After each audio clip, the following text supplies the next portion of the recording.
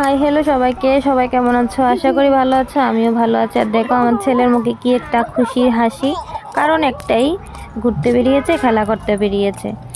তো উপরে নিয়ে গেলাম খেলা করার জন্য বিকালবেলা। তো সবসময় আমি যাই না, আর কালকে গিয়েছিলাম, গিয়ে থেকে একটা ছোট্ট পার্ক হয়েছে, তো ভালো আজকেও নিয়ে যাই। তো একটু বিকালই হয়ে গেছে, দেখো কুল থেকে নেমে আবার দৌড়াদৌড়ি করছে, কখন ওইখানে যাবে, কখন একটু খেলাধুলা করবে। বাড়িতে সবসময় এক জায়গায় দৌড়াদৌড়ি খেলা করতে করতে তো একটু বোরিং হয়ে গেছে, এখন বাড়ির বাইরে নিয়ে গেলে একটু আলাদাই খুশি হয়। তা আমি সবসময় নিয়ে যাই না, মাঝে মধ্যে যদি মন চায় আমি একটু নিয়ে যাই। তো দেখো বলতে বলতে চলে এসেছি, আজকে দেখলাম যে অনেক মানুষই হয়েছে, কালকে তেমন মানুষ ছিল না। তো আজকে দেখলাম অনেক স্কুল স্টুডেন্ট, বড় ছেলে মেয়ে অনেকগুলোই আছে। তো দেখো আমার ছেলে ছোটাছুটি করছে, কখন গিয়ে ঢুকবে ধরে রাখতে পারছি না, তো কোনো মতে ধরেছি, আমাকে এখানে সিঁড়ি দিয়ে পড়ে যাবে উল্টে। তো হচ্ছে আমাকে একটু ধরেছে। তো দেখো এখানে অনেক খেলাধুলা করার মতো আর জিনিস আছে, কিন্তু আমার ছেলে একটাই, ওই যে দেখো উঠছে স্লিপারই চলতে ভালোবাসে, আর কোনো কিছু না। তো আবার পেছনে ও দিদিভাইকে ডাকতে, দিদিভাই আমার সঙ্গে আসো।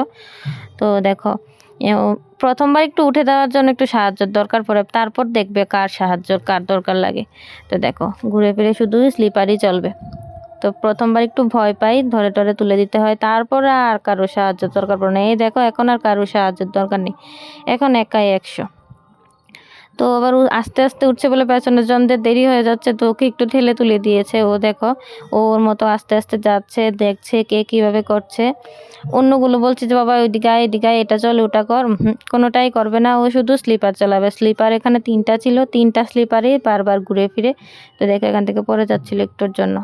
কিছু স্লিপার আছে, একটা আছে বাচ্চাদের জন্য, আর দুটো আছে একটু বড় বড়, এগুলোতে একটু মানে স্পিডে নামে, তো এটার থেকে একবার পড়ে যেতেছিল। তো দেখো এটা একটু প্রথম ধরে তুলে দিতে হয়েছে, পরে আর ধরতে হবে না। দেখো এখন একটু পরে যাচ্ছিল, ধরে নিয়েছে। এ দেখো এখন আর কারো সাহায্যের দরকার পড়ছে না, চালাক হয়ে গেছে, দেখতে পেয়েছো? দেখো তো বেশ ভালোই হয়েছে, বাড়ির পাশাপাশি একটা ছোটো মোটো খেলার জায়গা হয়েছে, মাঝে মধ্যে নিয়ে যেতে পারবো, সবসময় তো যেতে পারবে না। আর আনন্দের দিনগুলো চলেও যাচ্ছে, হাতে গোনা আর একটা মাস, তারপরে শুরু হয়ে যাবে পড়াশোনার চাপ। তো সবসময় তো আর খেলাধুলা করতে যেতে পারবে না, যখন একটু ফ্রি থাকবে নিয়ে যাব। কি খুশি দেখো, এখন আর কারো সাহায্য করছে না, আমি দূরে দাঁড়িয়ে আছি।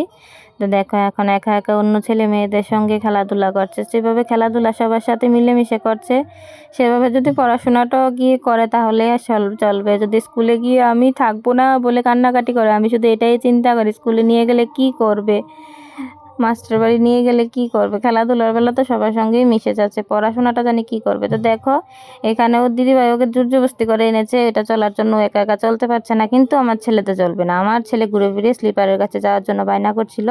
তো ভুলিয়ে বালিয়ে বাড়িতে চলে যাচ্ছিলাম, আসতেই চাইছিল না। দেখো সন্ধ্যা হয়ে গেছে, আশেপাশে লাইটগুলো দিয়ে দিয়েছে, কি সুন্দর লাইট, অন্ধকার হলে লাইটগুলো আরও সুন্দর লাগে দেখতে।